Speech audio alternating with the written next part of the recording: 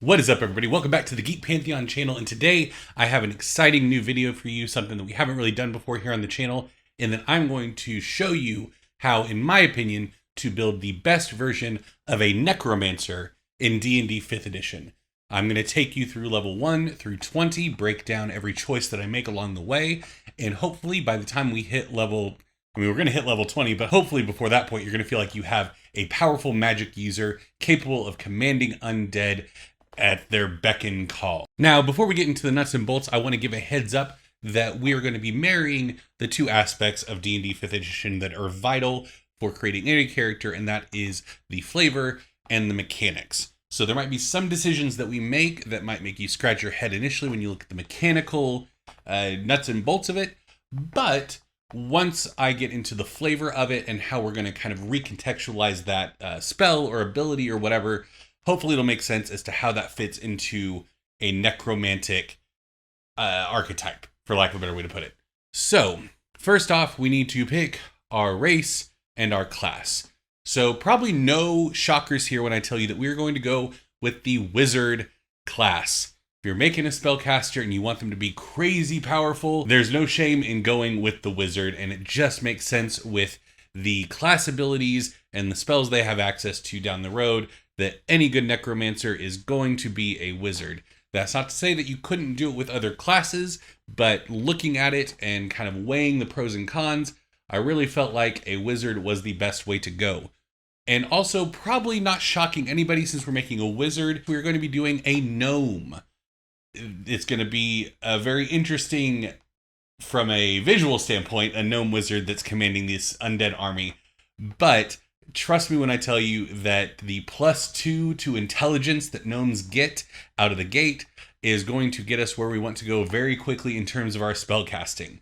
And for the subrace, I went with Deep Gnome just because of the flavor more than anything else. They get superior dark vision, but there's nothing in any of the subclasses that just scream necromancer. So you could do a forest gnome or a rock gnome if you like, and that will be perfectly fine. Mechanically, not a whole lot is going to change down the road except for maybe the final ability scores, because the Deep Gnome gets a +1 to dexterity, whereas the Rock Gnome gets a +1 to constitution. So some of our secondary and tertiary abilities might be a little bit different down the road, but nothing mind-boggling or game-breaking.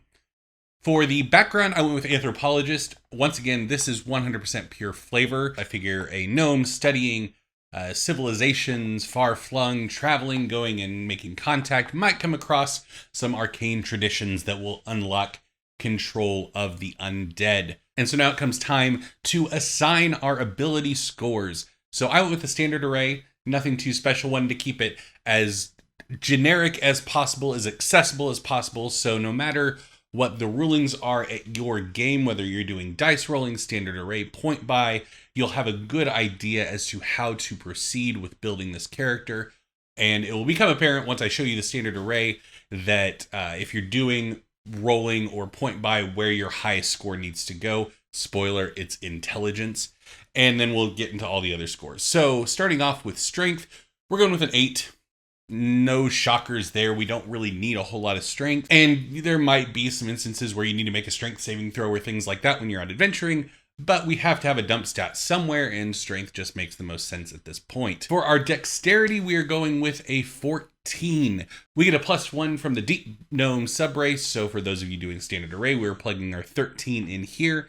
And then for constitution, we are also going with a 14, just going with the straight up 14 in that slot. And intelligence, we are starting off with a 17 because our 15 from standard array is getting plugged in there with a +2 from our gnome racial trait abilities. And yeah, that'll make us a really good wizard as long as we don't get hit too much out of the gate. And then we round things out with a 10 in wisdom and a 12 in charisma. No ability modifiers to contend with there, so just plugging in scores as needed. I went with a 12 in charisma because that's just the type of character I like to play. If you would rather have a more perceptive gnome wizard, then feel free to stick the 12 into wisdom and have a 10 in charisma instead. I did keep dexterity and constitution at 14s, and I would recommend that you have those be your secondary and tertiary scores, just because I feel like those two ability scores are the most important. If you can keep them high, then you should. Dexterity determines your initiative, and you have to make a lot of dex saving throws compared to other saving throws in the game. And also with Constitution, wizards are already notoriously squishy, and so you definitely don't want to make that a dump stat. And so having a +2 modifier in there, since we're rolling a d6 for our hit points, is definitely going to help. Okay, and now it is time in the character creation process to select our starting spells. As a wizard, we get 3 cantrips and 6 first level spells to work with, and there aren't a whole lot of outright I am a necromancer spells this early on in the process, so it's really going to come down to your ability to reflavor these things as your character manipulating the undead, whether that's specters, poltergeists, things like that, to assist them. Hopefully your DM will be amenable to you taking something like the spells that we're going to go over and saying, I would like to flavor these things as though I am tapping into the undead energy around me and summoning forth ghosts to cause these effects. And if they are, I'm just going to say it, a good DM, they'll be like, yeah, sure, that sounds good. It's not going to change the mechanics at all, but we can flavor it as if you are tapping into the spectral energies around you. So for the 3 cantrips, we are going to be going with Chill Touch, Encode Thoughts, and Infestation. So Chill Touch, pretty obviously you can say, like, I summon a ghost's skeletal hand to come, yeah. Encode Thoughts was an interesting one, and I kind of kicked around which one I wanted to pick as the third one. Infestation I picked because it's a good offensive cantrip for a wizard that can do some damage, but is very evocative and flavorful. And you could say that, like, you're causing, like, a skeleton to rise out of the earth, and, like, the mites and fleas and insects that live in the ground come flying off of it and attack your enemies. There's a way to flavor that as commanding the undead. But if you don't want to do too much heavy lifting with it, you know, in all of these like mummy movies and classic necromantic style films, going all the way back to Bram Stoker's Dracula, tapping into undead energies gives you command over certain animals. And so this could be a precursor to your abilities growing, that you can control these pests that normally feed on our corpses. And that's the logical next step. In Code Thoughts, I did because I like the idea of being able to use this, especially down the road once you start commanding undead creatures, being able to tap into their thoughts. Because part of this spell is if you're concentrating on another spell like Detect Thoughts, you can use this cantrip to actually pull thoughts out of other creatures' minds, which I thought was interesting. Now, you'll notice that I did just say using Detect Thoughts, but when we get into the actual spells that I'm taking as we level, Detect Thoughts is not on that list, and that is because I am relying on your Dungeon Master to do what they should do if they have a wizard in the party, and have spell books available for you to find and learn spells in. The known spells that I'm going to go over, hopefully, you'll be learning a lot of these before you hit the point where I say you should be picking them up, because you're finding spell books and you can read them and copy them in, especially since we are taking the wizard class feature at level 2 that will allow us to copy necromantic spells at half cost. But I know that I'm guilty as a dungeon master of sometimes forgetting to do that when I have a wizard in the party. So definitely make sure, have that conversation at session 0 and say, I'm considering playing a wizard, but I want to make sure that there are going to be these spell books around for me to learn spells, because I learn spells at a much slower rate than everybody else. And hopefully they will say yes. Moving on. Okay, so for our first level spells that we get, 6 of them at level 1, we're going to start off with Protection from Good and Evil, just, you know, manipulating the undead energies, things like that. Nothing too particularly flavorful about this one, but I felt like it was appropriate and worked well, especially if you're going to be tapping into undead energies. As a wizard, you would have some protections against the evil spirits that might be summoned by your actions. But then we're going to go with Cause Fear. Once again, I'm talking about reflavoring these spells. So I know it talks about conjuring forth something that instills fear in the target, but reflavor it to be a ghost. Reflavor it to be something, a wraith that screams in their face and causes this fear condition to come from the spell. Because that's the name of the game with a lot of this stuff. That there's not a whole lot of level 1 spells that are you are a necromancer. You have to take these existing spells and reflavor them in such a way to where they act like necromancy spells. So cause fear, false life, which is a necromancy spell. I did include at least one actual necromancy spell in the level 1 lot. But this one, it just makes sense. You're creating that sense of false life. You're manipulating death and life as a necromancer early on. So yeah, that just works. Tasha's hideous laughter. Once again, flavoring it as possession. You summon forth a spirit and send it into the body of your target, and they just start cackling and laughing. They can't help themselves. And then the next two are probably my favorite of the lot from a flavor standpoint, from recontextualizing those necromancy spells. Silent image. So, conjuring forth a ghost to walk past a guard or something and draw their attention. Like using the undead spirits to assist you, but they can't speak because they're behind that veil between death and life.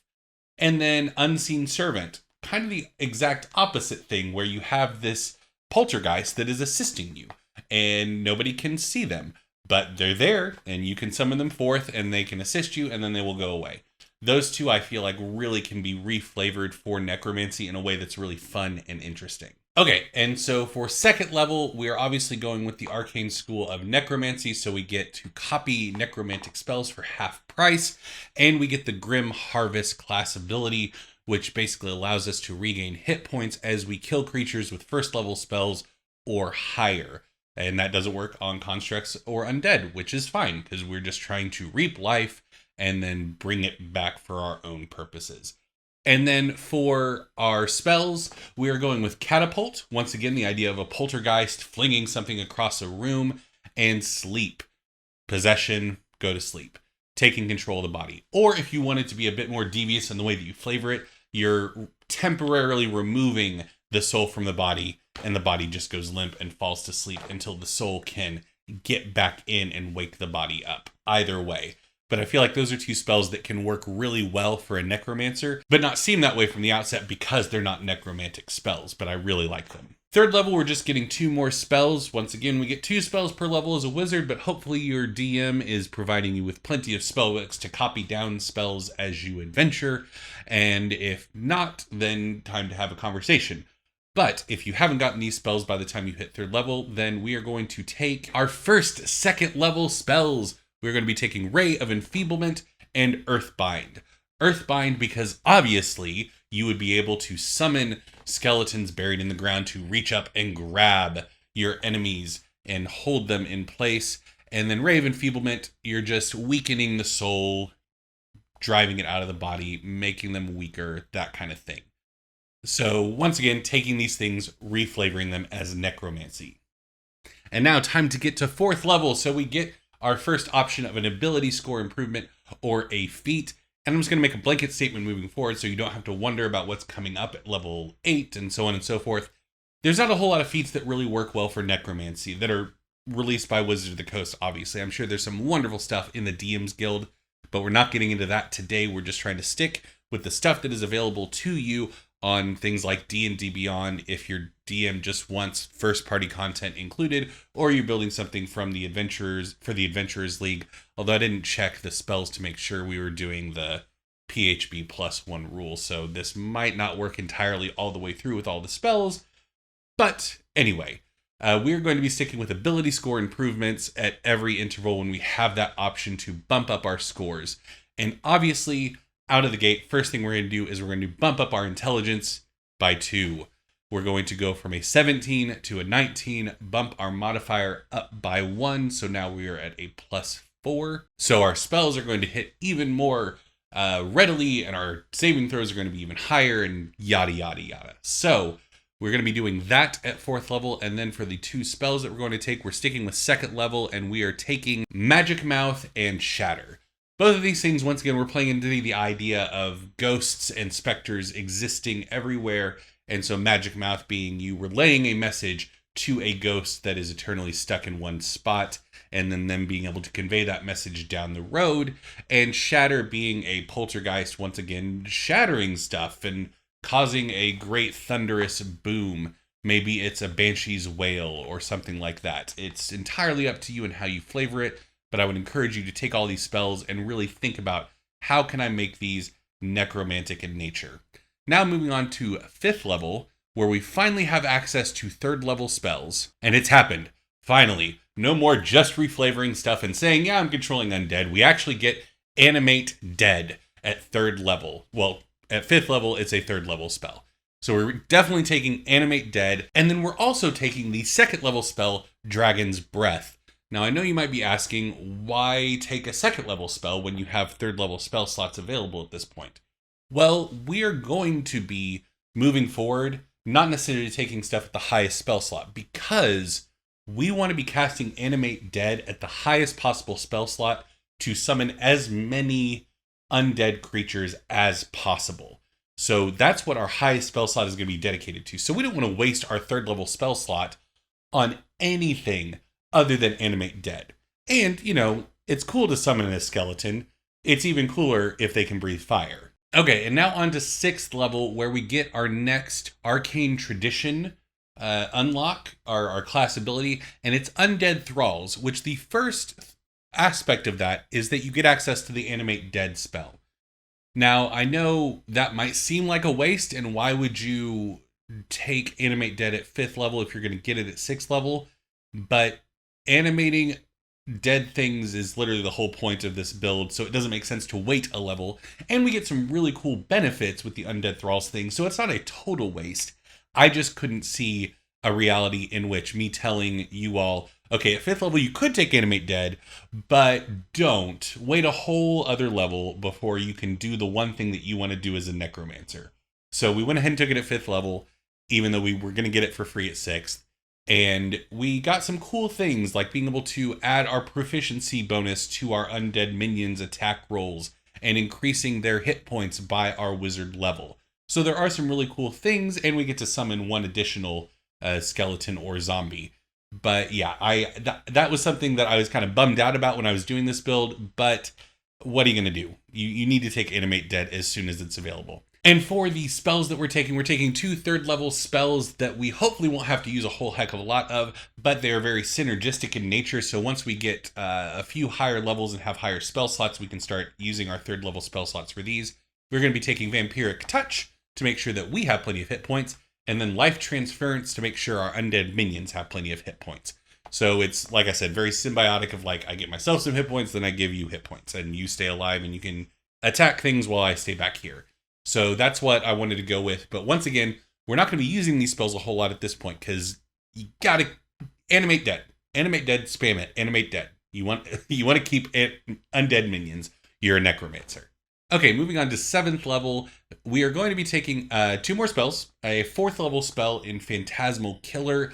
It's just too potent, and if you catch yourself in a situation where you can't really animate dead things, there's no corpses around, and you're in a one-on-one fight, it'll be a great thing to pull out and just send as a just go get 'em kind of thing. And you can reflavor it easily as an undead thing of you summoning a Bone Knight to go attack, or a Vengeful Spirit. And then for our other spell, we're going back to 3rd level, taking a 3rd level spell, and that is Counterspell. You're probably going to be going up against other spellcasters, and it's just a good thing from a utility standpoint to have. This is the first thing that we're taking that really, there's no reflavoring it. You're just a very powerful magic user, and it makes sense that you are able to counter what other magic users are doing. And if you, at this point, once you're hitting 2nd level and are firmly in the 2nd tier of your campaign, you as a powerful magic user should probably have some machinations going on that will run you afoul of some other powerful wizards or warlocks or the like. Okay, 8th level. Obviously, we're sticking with the ability score improvement. We're taking the +1 in intelligence, and we have done it. We are at a 20 in intelligence, a +5 modifier, and can no longer bump that score up. So we're going to take dexterity with the other one. You could take constitution as well.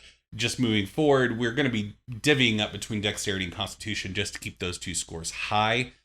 But I'm assuming that you're not having a whole lot of issues with getting knocked out of fights. But if you're really hurting for hit points, then a +1 in constitution at 8th level wouldn't be a terrible thing to have. And then for our spells, we are going with a 4th level spell in Evard's Black Tentacles. And for 3rd level, Bestow Curse. So both of those can easily be flavored as necromantic, and they are potent, powerful spells. Once again, probably not going to use the Black Tentacles too much because you should be using Animate Dead at 4th level to summon another skeleton or zombie, but in situations where you need to use it, it's there. We're now at 9th level, and we have access to 5th level spells, and we have access to Dance Macabre. So Dance Macabre versus Animate Dead is an interesting conversation to have when you're casting Animate Dead at 5th level when you have the School of Necromancy Arcane Tradition, because you are summoning one fewer undead with Dance Macabre. You can actually summon more with Animate Dead at this point, but Dance Macabre, they have a higher proficiency bonus. So yeah, if you're going up against one foe, then it might make sense to do Dance Macabre so they have a higher likelihood to hit. But if you're fighting a bunch of enemies, then Animate Dead would definitely be the way to go so you can manage the action economy a lot better and have more bodies in the fight. So that's just a situational thing of which one do you do. It's up to you, but your 5th level spell slot should absolutely be getting used for Animate Dead or Dance Macabre. But we also took Negative Energy Flood. So Negative Energy Flood will be a great spell moving forward, or it's decent if it just doesn't make sense to use Animate Dead or Dance Macabre in this moment. But basically you send ribbons of negative energy flying at a target, and if they're undead, you roll 5d12 and they regain temporary hit, or they gain temporary hit points equal to whatever you roll. So a quick little, here's a healing bit if you casted Animate Dead at 4th level and then you have Negative Energy Flood available. Or you can target a creature and hit them with 5d12 necromantic energy, and if it kills them, they rise as a zombie, once again giving you another addition to your undead army. So either way, it's win-win with Negative Energy Flood at 9th level. Okay, at 10th level, we have another class feature coming up called Inured to Undeath. Inured to Undeath gives you resistance to necrotic damage, and your hit point max cannot be reduced in any way. Once again, just reflecting your body being affected by the arcane energies that you are dealing with on a daily basis. And then the two spells that we are taking at level 10 are Contact Other Planes. Obviously, the flavor of that talks about contacting long dead sages and whatnot. So it just makes sense that you would be able to contact the plane of the dead to get answers and information. And with proficiency in intelligence saving throws in conjunction with your incredibly high intelligence modifier, at no point should you really be too worried about the DC 15 intelligence saving throw you have to make when casting this spell.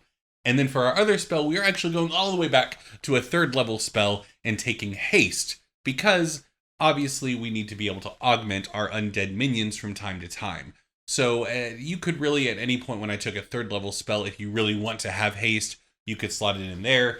But I really like the spell choices I made up to this point, and so this just kind of made sense as the point in which to slot in Haste and be able to sprinkle it onto your undead horde.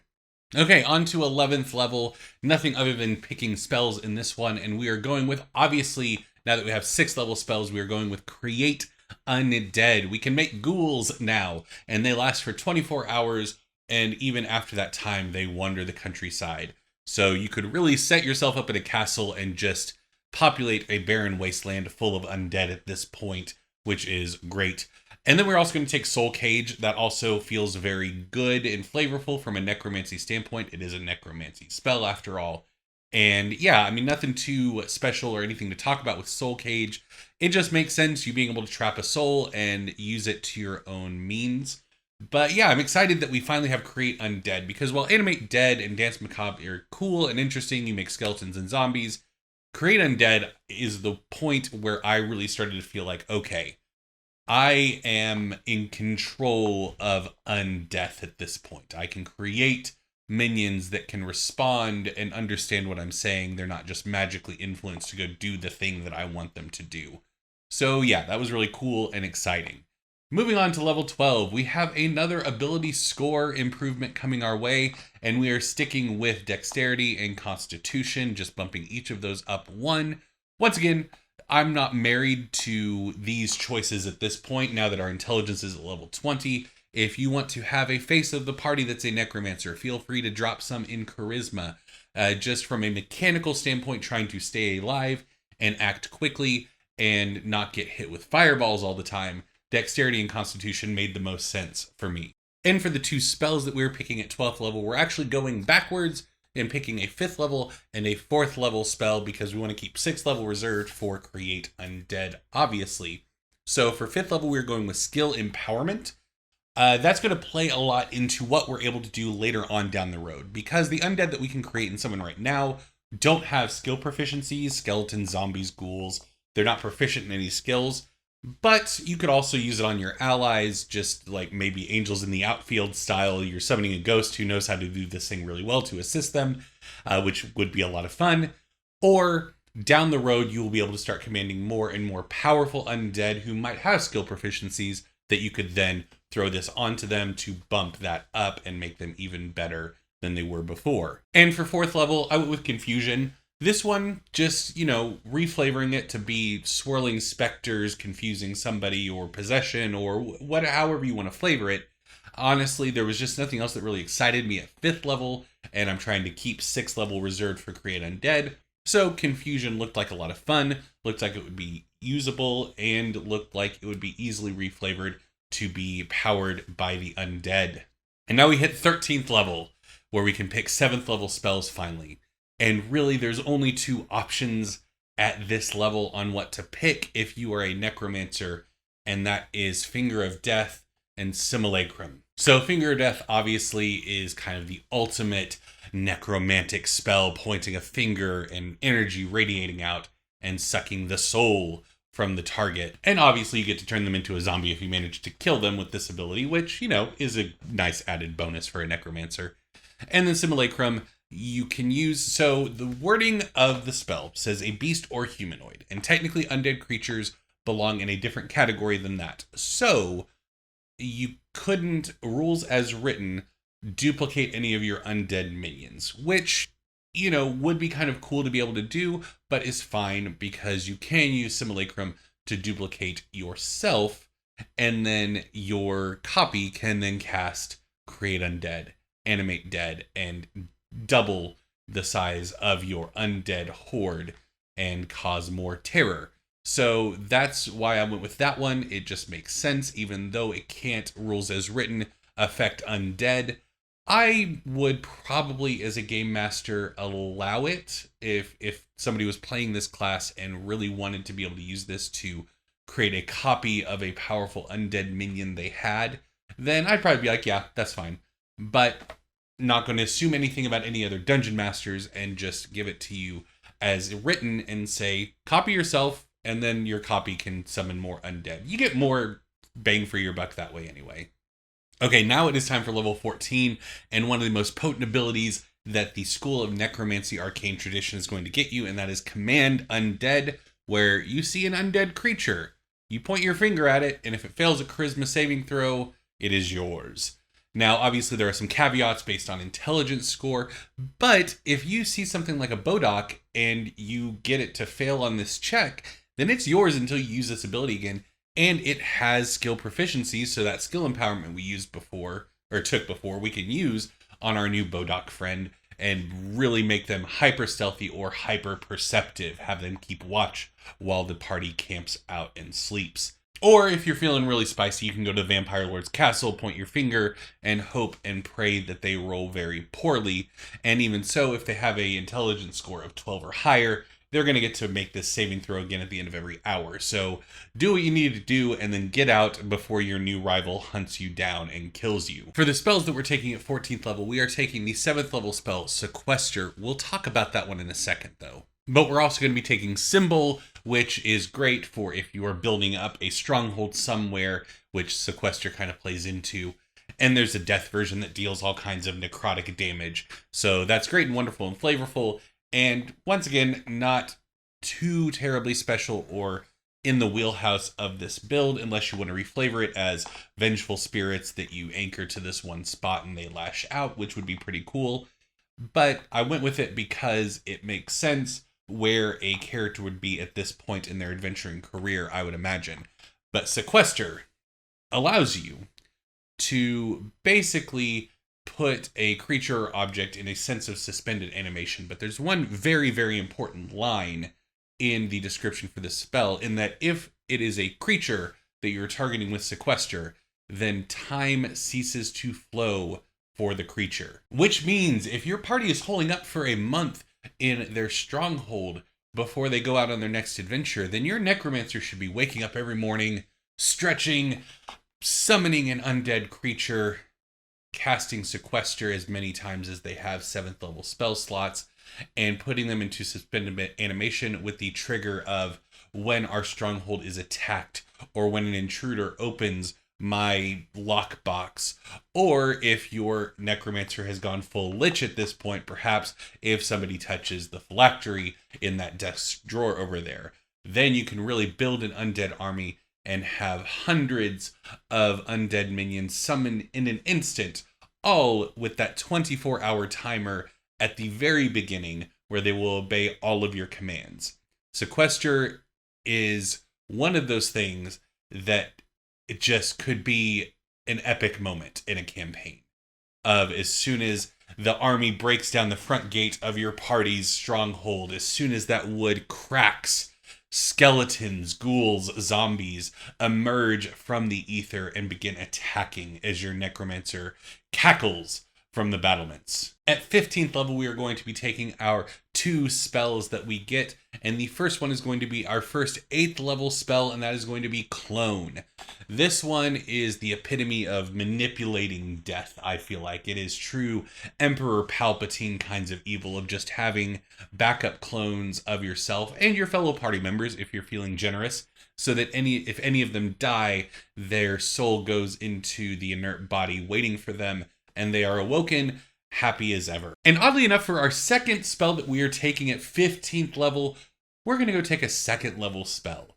Now, this is partially because, I kind of forgot about it when I was taking spells early on, but once again, if you want to slot it in, that's fine. But when I went back and looked at where I could potentially remove a spell and put this one in, nothing really jumped out at me as like, oh yeah, we can toss that one in the bin.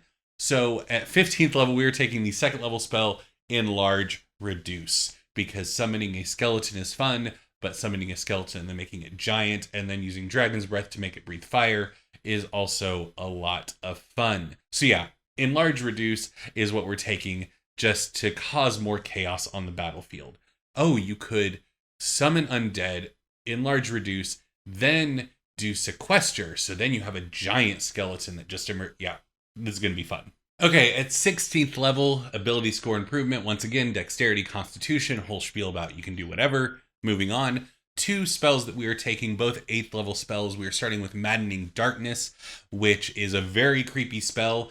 And, you know, if your DM is feeling especially generous, you could flavor it as briefly sending somebody to the plane of the dead. Just utter oppressive darkness and the shrieks and giggles of the undead surrounding you and moving in closer and closer. Take 8d8 points of damage, please. And then for the 2nd spell, we're going to be taking Power Word Stun. This is moving in conjunction with a spell that we're going to be taking next level. Spoilers. But I feel like Power Word Stun could be reflavored from a necromancy standpoint as temporarily wresting a soul from the body, stunning them, weakening them, making them less effective, but you can't quite snatch it all the way, so you have to release it after a round. And that's a perfect segue into the 17th level where we are taking 2 spells. We get our first 9th level spells here, and we're taking Power Word Kill because that builds off of Power Word Stun and the idea that you're just fully removing a soul from its body in an instant because they are so weak that they cannot resist it. Yeah, I mean, that's the ultimate power move for a high-level wizard, any high-level caster that has access to Power Word Kill. And yeah, you can't really not take it. And speaking of can't really not take it, we're going to take Wish because you have to. I could have said, well, it doesn't match the flavor, so, you know, we're not going to take it now. We might take it later on when we don't have anything better. It's the Wish spell. You're going to take it. I'm going to take it. Anybody that has the ability to take the Wish spell is going to take it. So why fight it? So yes, our 2 9th level spells at level 17 are Wish and Power Word Kill. And now on to the 18th level. So with the 18th level, we get Spell Mastery, which will allow us to pick a 2nd level and a 1st level spell and cast them at will. And for those two, I am picking Unseen Servant and Dragon's Breath. Unseen Servant because you can have a ghost friend whenever you need them, and Dragon's Breath because now that skeleton can breathe fire, and that zombie can breathe fire, and that giant skeleton can breathe fire. Oh no, everything's on fire. And for the two spells that we are taking at this level, once again, going with utility and being able to sow as much chaos as possible on the battlefield and manipulate things in ways that can be fun and horrifying at the same time, we are taking Mass Polymorph and True Polymorph. Because being able to summon ghouls with Create Undead and then turn them into specters who have life drain just sounds like a lot of fun and will give plenty of headaches for DMs out there. So definitely take the polymorph abilities and go nuts. Now we're on to the last two levels, and if you are fortunate enough to be in a campaign that reaches these two levels, then congratulations, and I'm sorry, because honestly, we've done about everything we can do to be truly flavorful with Necromancy at this point. Sure, we have some other stuff coming up, but at this point, you should just be using your high-level spell slots to cast Create Undead to summon a bunch of things and then manipulate them with things like Polymorph or Dragon's Breath. Don't forget about Dragon's Breath. You can do it at will now. But yeah, looking at the last two levels, there wasn't a whole lot that jumped off the page as like, oh my gosh, we have to do this in order to put the cherry on top of the Necromancy sundae, because we have 9th level spells at this point.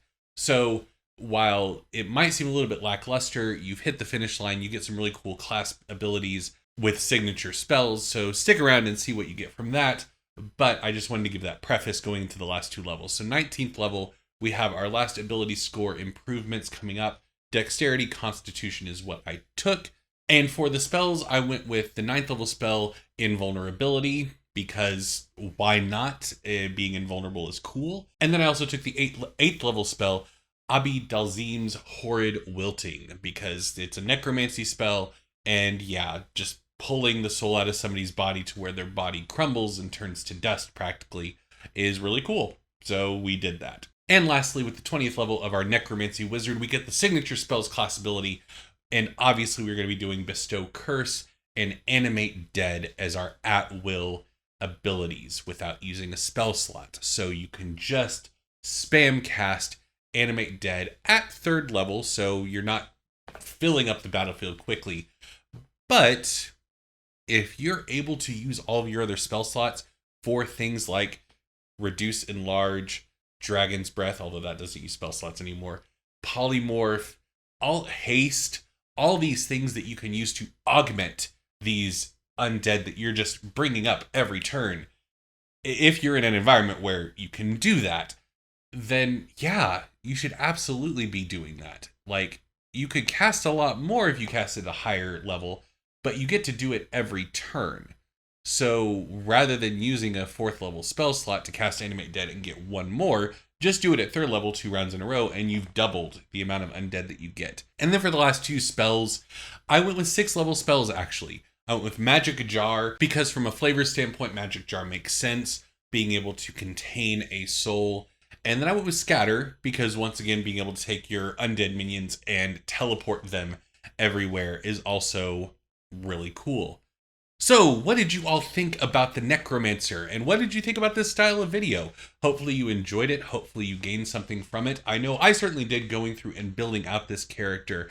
It was a real fun test in how to reflavor things that might not normally seem like they are belong in a necromancy build, but realizing all it takes is a couple tweaks from the way you describe the spell, and they fit in perfectly. Scatter, for example, the last spell that we took. Sure, it's a teleportation spell, but you could absolutely say that you're just opening up portals to the realm of the dead, and they're popping out in other portals elsewhere. And then it fits right in with Necromancy. So, yeah, let me know what you thought down in the comments. Did I miss anything? Are there any spells that you feel like should definitely belong in a Necromancy build that I didn't touch on? And are you excited to potentially build this character? I know that I am. The idea of playing a Necromancer is something that has always enticed me since I played one back in Guild Wars 1 way back in the day. So yeah, let me know what you thought. And if you want to be part of the conversation surrounding this video, head on over to our Facebook group, The Geek Pantheon. We're also on Twitter and Instagram at The Geek Pantheon. And we have a Discord that you can find the link to on our website, thegeekpantheon.com. We are also on Patreon, patreon.com/thegeekpantheon if you want to join that excellent community. And also, I stream on Twitch every Tuesday and Sunday if you want to come hang out there. Right now we're playing through Baldur's Gate 3, the early access version of the game. But yeah, come hang out. Let me know what you thought about the video, and we'll have a good time chatting over there. Anyway, thank you all so much for watching, and I will see you next time.